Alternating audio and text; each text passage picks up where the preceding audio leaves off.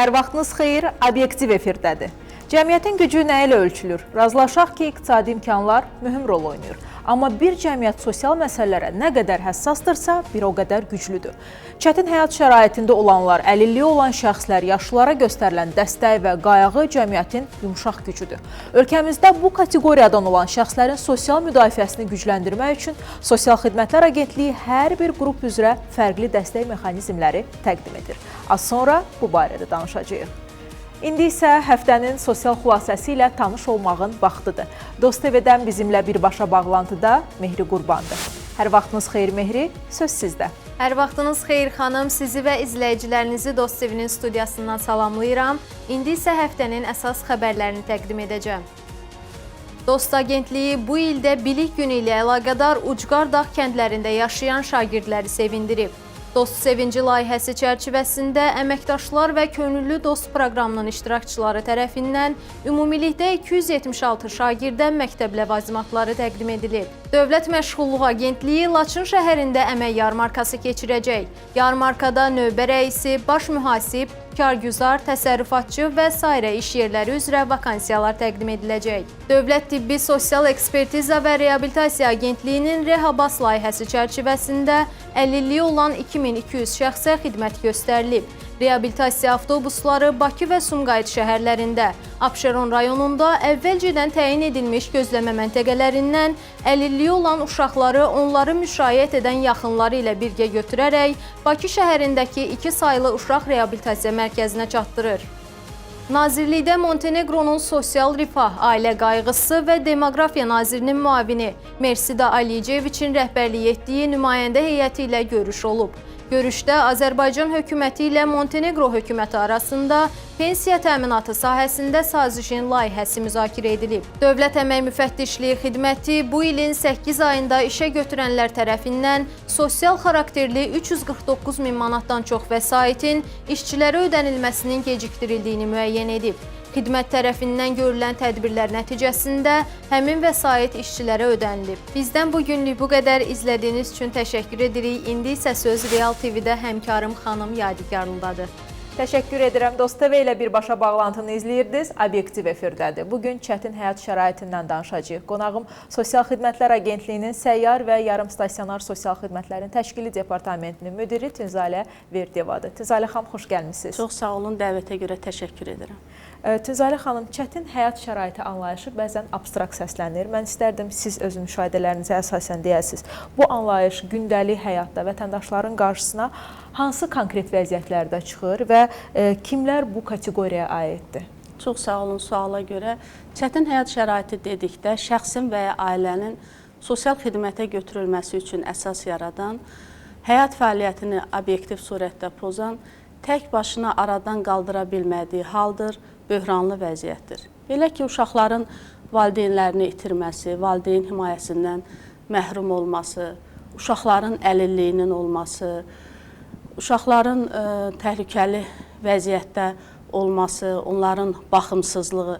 Bax, bu kimi hallar uşaq qruplarının çətin həyat şəraitində olmasını şərtləndirir. Eləcə də şəxsin əlillik, xəstəlik, ahıllıqla əlaqədar özünə qulluq qabiliyyətinin olmaması və ya ona qulluq etməyə borclu olan şəxslərin, yaxın qohumlarının və qanun nümayəndələrinin olmaması da həmin şəxslərin çətin həyat şəraitinə düşməsinə əsas verir. İctimai təhlükəli xəstəliklə əlaqədar olaraq şəxsin həyat fəaliyyətinin məhdudlaşdırılması, şəxsin insan alveri qurbanı olması, uşağın cinsi istismar və cinsi zorakılıq qurbanı olması və eləcə də şəxslərin məişət zorakılığından zərər çəkməsi, müəyyən yaşayış yerinin olmaması da çətin həyat şəraitinin indikatorlarındandır. Deməli, şəxsin sosial yadırğama, dezadaptasiya və sosial məhrumiyyət, deprivasiya vəziyyətində olması, valideynləri itirməsi, valideyn himayəsindən məhrum olması ilə bağlı dövlət uşaq müəssisələrində yaşayan şəxslərin həmin müəssisələri tərk etdikdən sonra müəyyən yaşayış yerinin olmaması da çətin həyat şəraitində düşməyin əsaslarıdır. Sadaladığımız amillərdən faktlardan hər hansı birinin olması əsas verir ki, həmin şəxslərə sosial xidmət göstərilsin. Bəs çətin həyat şəraitinə düşənlərə nə kimi sosial xidmətlər göstərirsiniz? Ümumiyyətlə, onların hüquqları nələrdir? Bu məsələyə toxunaq. Bəli, çətin həyat şəraitinə düşmüş şəxslər sosial xidmətləri almaq üçün müraciət etmək, həmin xidmətlərin göstərilməsinə razılıq vermək və həmin xidmətlərdən imtina etmək hüquqlarına malikdirlər. Sosial xidmətin şərtləri, qaydaları, mümkünlüyü, forma və növləri, eləcə də öz hüquq və vəzifələri barədə məlumat almalıdırlar.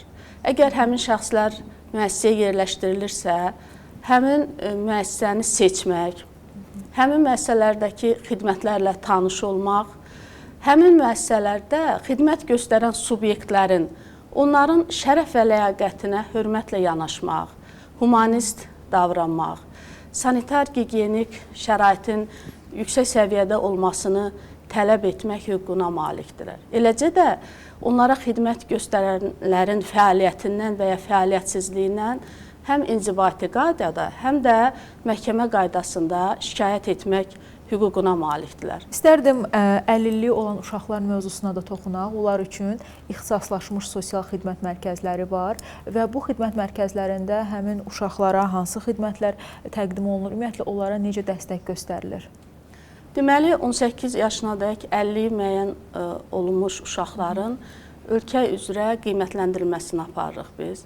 Burada məqsəd həmin uşaqların və eləcə də ailələrinin ehtiyacları müəyyənləşdirilir.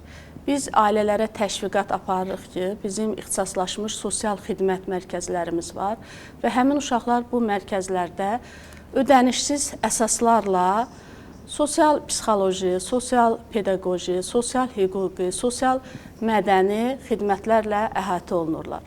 Bu mərkəzlər yerləşir Bakı şəhərində Sabunçu rayonu, Yasamal və Nərimanov rayonlarında, eləcə də Abşeron rayonunda və Ağdam şəhəri Quzanlı qəsəbəsində və bizim bir ixtisaslaşmış sosial xidmət kabinetimiz Sumqayıt şəhərində fəaliyyət göstərir. Bax, bu mərkəzlərdə və eləcə də kabinetlərdə 50 müəyyən olmuş uşaqların deməli konsultasiyalar, qrup terapiyaları, açıq hava gəzintiləri, kütləvi tədbirlərdə iştirakı təmin olunur. Burada multidisiplinar komanda fəaliyyət göstərir.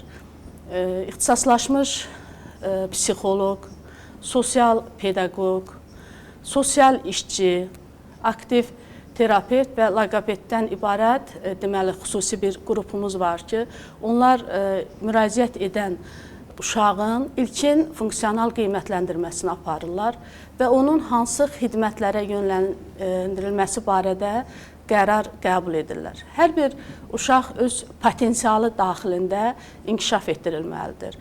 Bəzən valideynlərdə ruh düşkünlüyü olur ki, bu uşaqların tutaq ki, müxtəlif xəstəlikləri və sindromları var. Onlar təhsildən kənarda qala bilərlər, sosiallaşma problemləri olar. Amma bizim mütəxəssislərimizin səyi nəticəsində hər bir uşaq öz potensialı daxilində inkişaf etdirilir. Burada təkcə uşaqlara yox, onların valideynlərinə yönəlmiş xidmətlər də öz əksini tapır. Belə ki, valideynlər həm qrup halında, həm də fərdi psixoloji deməli diaqnostik testlərdən keçirirlər və onlar müvafiq deməli xidmətlərə cəlb olunurlar. Həm mərkəzlərin tərkibində, həm də açıq havada. Siz bizim uşaqlarımızı və onların valideynlərini parklarda, xiyabanlarda, piknik sahələrində görə bilərsiniz. Eləcə də mədəniyyət müəssisələrində, teatrlarında, konsert salonlarında onlara göstərilən sosial mədəni xidmətlər nəticəsində, yəni cəmiyyətə uyğunlaşmaq, sosiallaşmaq, inteqrasiya olunmaq deməli tələbatları, ehtiyacları ödənilib və onlar cəmiyyətin tam bərabər hüquqlu üzvüdür ki, və onlar digər şəxslərlə faydalandığı imkanlardan həmin uşaqlar və onların valideynləri də faydalanırlar. Bu mərkəzlərin tərkibində parla, inklüziv, mədəni, kollektiv fəaliyyət göstərir. Həmin kollektivin üzvləri məhz əlilliyi müəyyən edilmiş müxtəlif sindromlu diaqnozlu uşaqlardır. Onlar müxtəlif dövlət tədbirlərində çıxış edirlər, konsertlərdə onlara çıxış imkanı yaranıb ki, onlar səhnələrə çıxsınlar. Və Milli İncəsənət Muzeyində məhz bu kollektivin ayrıca bir konsert proqramı ilə bu yaxınlarda təqdimatı oldu və mən buradan bütün mədəniyyət müəssisələrinə, həmin uşaqlar üçün imkanlar yaradan kollektivlərə də təşəkkürümü bildirirəm ki, bu onun göstəricisidir ki, artıq biz inklüziv bir cəmiyyət olaraq formalaşmışıq. Bilirsiniz, Milli İncəsənət Muzeyində çox qiymətli eksponatlar qorunur, saxlanır. Bizim uşaqlarımızda da bəzən deviant davranışlar ola bilər. O uşaqları necə xoşgörü ilə, ürəklə, məhəbbətlə, sevgi ilə qarşılayırlar. O uşaqlar orada özlərini çox yaxşı aparırlar, heç nəyə zərər vermədən. Yəni rəsm əsərləri ilə maraqlanırlar. Orada master-klasslar təşkil olunur muzeyin öz təşəbbüsü ilə və bu yaxınlarda onların deməli orada konsert proqramı ilə çıxışı oldu. Həmin uşaqlar, konsertin aparıcısı da həmin uşaqlardır. Orada instrumental ifaçılar, mahnı ifa edirlər, rəqs edirlər, şeir deyirlər, bədii qiraətlə bağlı onlar hər bir uşağın repertuarında şeirlər var və onlar utanmadan, çəkinmədən, artıq komplekslərdən azad olublar. Məsələn, biz ailələrlə, icma ilə işləyib o uşaqları mərkəzlərə dəvət edəndə valideynlər ümidsiz idilər. Amma indi valideynlər deyirlər ki, mənim uşağım 2 şeir desin, yaxud 2 mahnı oxusun. Hətta bizdə valideynlər var ki, onlar öz övladları ilə duet şəklində, onların deməli musiqi nömrəsi var, səhnəyə çıxırlar. Göyçay və Hacıqabul rayonlarında da bizim deməli sosial xidmət mərkəzimiz açılacaq. Bakının isə Xəzər və Xətai rayonlarında növbəti sosial xidmət mərkəzimiz açılacaq ki, bu da sosial xidmət mərkəzləri şəbəkəsinin genişlənməsinə, daha çox benefisiarın bu xidmətlərdən bəhrələnməsinə səbəb olacaq. Və əlavə olaraq qeyd edim ki, bu mərkəzlərdə təkcə əlilliyi olan uşaqlar deyil. Biraz əvvəl sadaladığım digər kateqoriyadan olan çətin həyat şəraitinə düşmüş şəxslərdə sosial hüquqi, sosial psixoloji və sosial mədəni xidmətlər alırlar. Məsələn, penitensiar xidmət müəssisəsindən azad olmuş şəxslər orada psixoloqa müraciət edirlər, seanslar qəbul edirlər. Eləcə də repatriasiya olunmuş uşaqlar və onların ailə üzvləri, zorakılığın müxtəlif növlərinə məruz qalmış uşaqlar və şəxslər orada psixoloji xidmət alırlar. Tizalə xanım, kiçik bir fasilə verəcək, ardınca söhbətimiz studiyamızda davam edəcək. Sosial Xidmətlər Agentliyinin tabeliyində olan əlilliyi olan şəxslərin peşə əmək reabilitasiya mərkəzi 15-29 yaşlı əlilliyi olan şəxslərin peşə hazırlığı və peşə əmək reabilitasiyasını həyata keçirir. Mərkəzin keçirdiyi mütəmadi tədbirlərlə bağlı müsahibəmiz var, ardınca yenidən studiyamızda söhbətimiz davam edəcək. Müxtəlif kurslar üzrə 3-6 aylıq kurslar təşkil olunur. Belə ki, burada kompüter istifadəçisi, montajçı operator, rəssamlıq, dərzilik, duluşçuluq, ağac üzərində oyma, qadın və kişi bərbəri, montajçı operator, kompüter istifadəçisi və manikür üzrə kurslara cəlb olunurlar. Eyni zamanda vətəndaşların cəmiyyətə inteqrasiyası istiqamətində və peşə əmək reabilitasiyası üzrə formalaşmış bacarıqların təkmilləşdirilməsi istiqamətində şəxslərin əl işlərinin satış sərgiləri təşkil olunur. Mərkəzdə qəbul olunan şəxslər müvafiq yaşayış şəraiti ilə, qidalanma ilə və reabilitasiya xidmətləri ilə təmin olunurlar. Mərkəzə müraciət etmək üçün vətəndaşlar Sosial Xidmətlər Agentliyinin filiallarına və dost mərkəzlərinə ərizə ilə müraciət etməlidirlər. Həmçinin də ərizəyə şəxsiyyət vəsiqəsinin surəti, yaşayış yeri üzrə qeydiyyatda olan şəxslər barədə arayış, şəxsin əlilliyini təsdiq edən çekin qərarı, 3-ün 4-ə fotoşəkil, həmçinin yoluxucu xəstəliklərin daşıyıcısı olmaması və psixi sağlamlıq barədə məlumat göstərilməklə sağlamlıq haqqında tibbi arayış da əlavə olunmalıdır. Mən istərdim bir məqama toxunaq. Regionlarda çətin həyat şəraitində yaşayan vətəndaşlarımızla paytaxtda yaşayan vətəndaşlar arasında nə kimi fərqləri müşahidə edirsiniz? Avqust ayının 1-dən artıq Ağdam Sosial Xidmət mərkəzi fəaliyyətə başladı. Bu mərkəzdə artıq 50-yə yaxın uşaq qeydiyyatdan keçib, onlardan 28-i artıq aktiv deməli xidmətə cəlb olunublar. Növbəli şəraitdə digər deməli qeydiyyata düşən şəxslər də xidmətdən bəhrələnəcəklər. Fərq ondadır ki, regionlarda bilirsiniz, xidmətlərin sayı paytaxta nisbətən azdır. Məhz bu ehtiyacı ödəmək üçün məhz regionlarda biz ixtisaslaşmış sosial xidmət mərkəzlərin şəbəkəsini genişləndirmək istəyirik ki, regionda yaşayan deməli çətin həyat şəraitinə düşən və çətin həyat şəraitinə düşmə riski olan şəxslər bu xidmətlərdən bəhrələnsinlər. Əvvəllər bu deməli mərkəz açılmamışdan əvvəl həmin şəxslər övladlarını gətirirdilər paytaxtda, onlar kirayədə qalırdılar, əziyyət çəkirdilər, yenə də bu reabilitasiya xidmətindən yararlanırdılar. Amma bu biraz çətin başa gəlirdi. Ona görə də xidmətləri vətəndaşların yaşadığı ünvanlara qədər aparmaq əlbəttə bizim borcumuzdur. Ona görə də hesab edirik ki, təkcə əlilliyi müəyyən edilmiş uşaqlar yox, gözlə görülə biləcək inkişaf ləngiməsi olan uşaqları da biz həmin mərkəzlərə dəvət edirik. Çünki əlilliyə nə qədər erkən müdaxilə olsa və uğurlu nəticələrimiz bir o qədər çox olar. İndi Ağdam ixtisaslaşmış sosial xidmət mərkəzi artıq Ağdamlıların ixtiyarındadır. Fəaliyyət göstərir. Ən yaxın gələcəkdə Göyçay və Hacıqabulda da bu mərkəzlərin fəaliyyəti bərpa olunacaq. Ağdamda hansı xidmətlər vətəndaşlarımıza təqdim olunur? Deməli, burada qeyd elədiyim kimi multidisiplinar komanda var. Orada sosial işçi, sosial pedaqoq, psixoloq, loqoped və aktiv terapevt bu komanda birlikdə uşağın qiymətləndirilməsini aparır. Müəyyən edir ki, onun hansı xidmətə ehtiyacı var. Məsələn, ola bilsin ki, uşağın öyrənmə çətinliyi var, ona psixoloji xidmət göstərilir. Amma onun nitq problemi yoxdur deyin, loqoped ondan işləmir. Amma elə uşaq var ki, onun nitq ləngiməsi var, onunla mütləq loqoped işləməlidir və paralel olaraq tutaq ki, psixoloji xidmətə ehtiyacı var. Orada bir və ya bir neçə xidmət eyni vaxtda göstərilə bilir. Sosial Xidmət Agentliyi məhkumların da sosial adaptasiyasının həyata keçirilməsi istiqamətində tədbirlər həyata keçirir, məhkumlarla mütəmadi görüşlər baş tutur. Bu görüşlərin mahiyyəti nədən ibarətdir? Penitensiar xidmət müəssisələrindən azad olmasına 3 ay qalmış məhkumlarla işləyirik.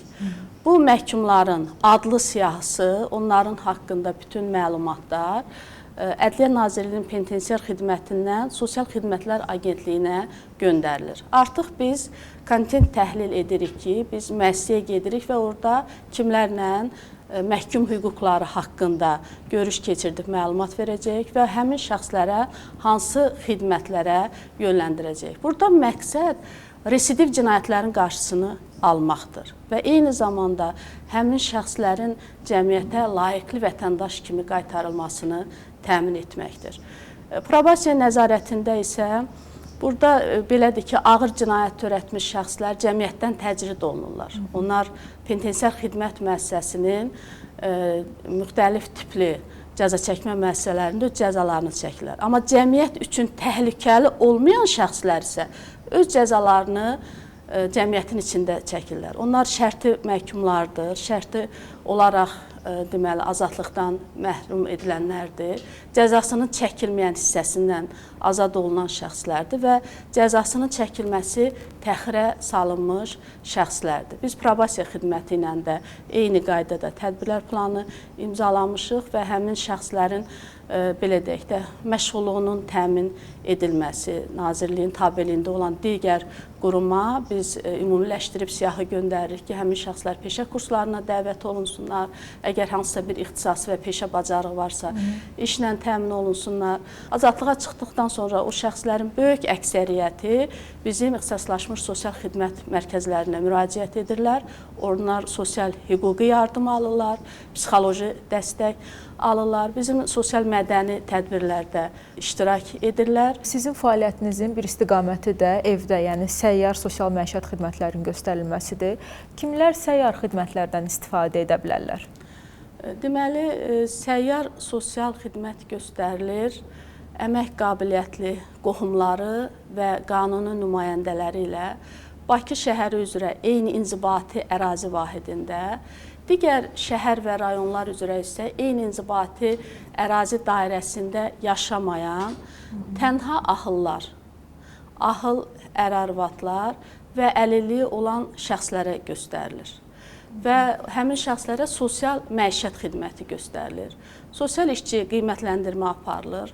Həmin şəxsin sosial xidmətə olan tələbatını müəyyənləşdirir. Sosial xidmətçi isə sosial məişət xidmətini həmin ahıl və əlilliyi olan şəxsin evinə gedib orada icra edir. Bura nələr daxildir? Həkimin reseptinə uyğun olaraq aptekdən dərmanların alınması, ərzaq və digər gündəlik tələbat mallarının alınması, mənzilin sanitariya-gigiyenik normalarına uyğun saxlanılması, yeməyin hazırlanması, ehtiyac yarandıqda yedizdirilməsi, həmin ahıl şəxsin, yaxud əlilliyi olan şəxsin asudə vaxtının səmərəli təşkil edilməsi, ehtiyac yarananda həkimin çağırılması, tibb müəssisəsinə qədər onun müşayiət edilməsi həmin sosial xidmətçinin, belə deyək də, missiyasıdır, vəzifələrinə aiddir. Evdə sosial məişət xidmətindən istifadə etmək istəyən vətəndaşlar hara müraciət etməlidirlər?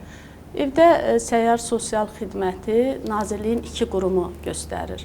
Həm dost mərkəzləri, həm Sosial Xidmətlər Agentliyinin regional filialı. Ona görə də Bakı şəhərində, Abşeron rayonunda və Qarabağ regional filialının ərazisində olan şəxslər dost agentliyinə, onun mərkəzlərinə, 142 çağrı mərkəzinə müraciət edirlər.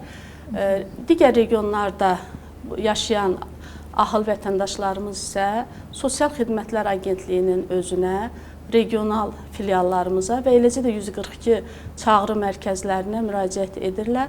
Onların müraciətləri qanuna uyğun olaraq qiymətləndirilir və həmin şəxslərə sosial xidmət əgər düşürsə, o xidmət təşkil edilir. Təşəkkür edirəm Tünzalə xanım, dəvətimizi qəbul etdiniz və studiyamızın qonağı oldunuz. Sosial Xidmətlər Agentliyinin səyyar və yarımstasionar sosial xidmətlərin təşkili departamentinin müdiri Tünzalə Verdiyeva qonağımız idi. Bugün çətin həyat şəraitini görünməyən tərəflərinə toxunduq. Dövlətin çətinliyi yaşayanların yanında dayanması, onlara dəstək, qayğı göstərməyin vacibliyini gündəmə gətirdik. Bütün sadalanan bu və digər məqamlar həyat keyfiyyətinin yüksəldilməsinə xidmət edir. Sosial dəstək bir körpüdür. İnsanları güclü, cəmiyyəti isə daha sağlam edir. Sağ olun, salamat qalın.